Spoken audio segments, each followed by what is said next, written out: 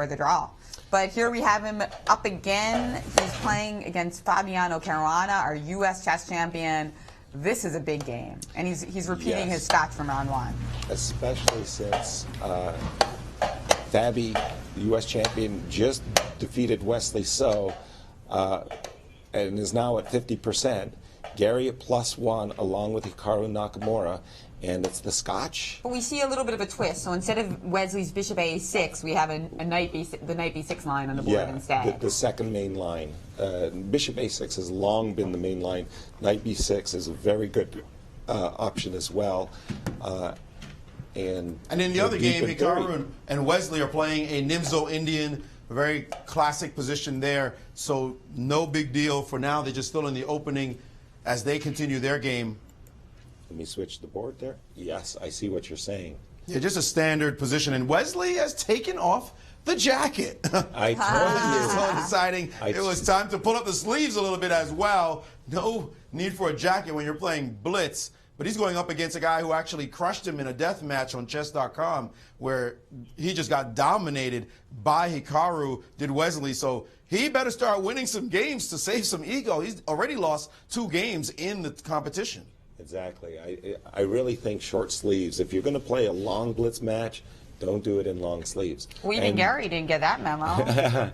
Yeah, not the, well, Gary's got his dress shirt, but not the overcoat either. And Gary Kasparov and Fabiano Caruana are playing mainline theory in a Scotch defense.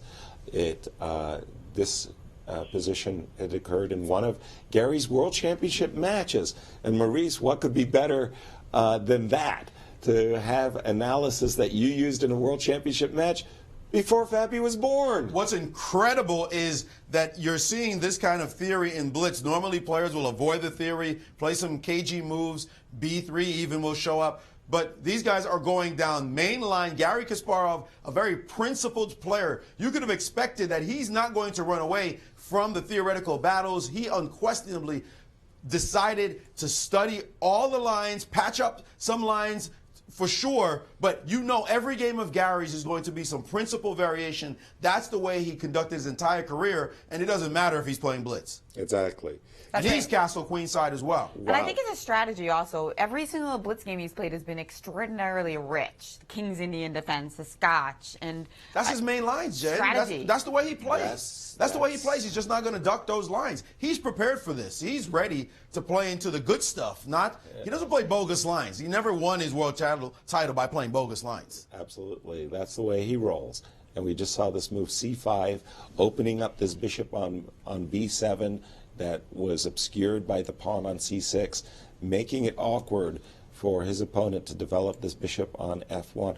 Just before the move castles, I had actually expected Gary to play the move g3 in anticipation of bringing the bishop g2. That did not happen. And on this board, I should point out, he just played h4. On the other board, the move h4 was played, but with more evil intent. It might be positional here, but in this game, Welsey So has played the move h4 to go after the king, the move h5 coming soon, daring Naka to take this pawn on h4, and Nakamura is stopping to think right now, should he take the pawn or just play rook to c8? The ninjas are saying, don't take the pawn, play the move rook to c8 right now, but Naka now thinking about it for quite some time. Right now in this position, it's surprising he's taking so long. We should take a look at his board to see why it is that he's studying the position. He actually decided, you know what? He took the long think, give me the pawn, go attack me, I dare you. Well, I don't think Welsey played h4 thinking that this pawn was going to be taken. There's a beautiful tactical motif in the position after d5 takes bishop h6. Now your rook is trapped. Don't you dare move your rook, because that bishop that bit that little pawn bait over on h4, that could cost you. So and bishop h6 and d5. Yes, and bishop h6, the ninjas are saying, after bishop h6, you will have to sacrifice that exchange. Will Welsey just go right for it? Bishop h6 forces the sacrifice of the exchange, and he's traded off he has to play instead. d5 first. Well, he's traded off. He didn't have to play d5 first. He could have just played it right away, but now he's traded off and just gone for a traditional attack based on dark squares. Interesting. Also looks promising idea. Okay, I've got to get an auto update on the board. That game, very interesting. Nakamura pulling his knight back to defend. Sorry, yes. He put his knight back to e7 to try to defend. Yep. And now we presume that Wesley is trying to play rook h3. No, he's played rook g3 instead, threatening bishop g5. The Indians love that one. The queen is about to be bishop trapped. g5. Beautiful. The queen's in trouble on that square. How does he save himself? That's right. There's queen h5 and bishop d1 threatened. Bishop d1 is a killer. Nakamura in trouble. Jennifer. Nice one. Nakamura in trouble right now after that beautiful move, rook to g3. What's he going to come up with in this position? Wow.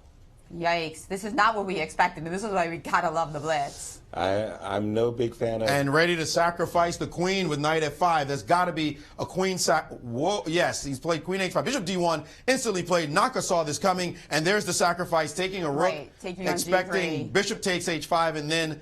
Knight takes, yeah. And he played queen takes. He played queen takes, and the game is over. The game is over. Queen takes overlooked by Naka. His queen was trapped. Anyway. The line, Naka goes down to Welsey So. A beautiful recapture by Welsey So. Simple and just knocked Naka out.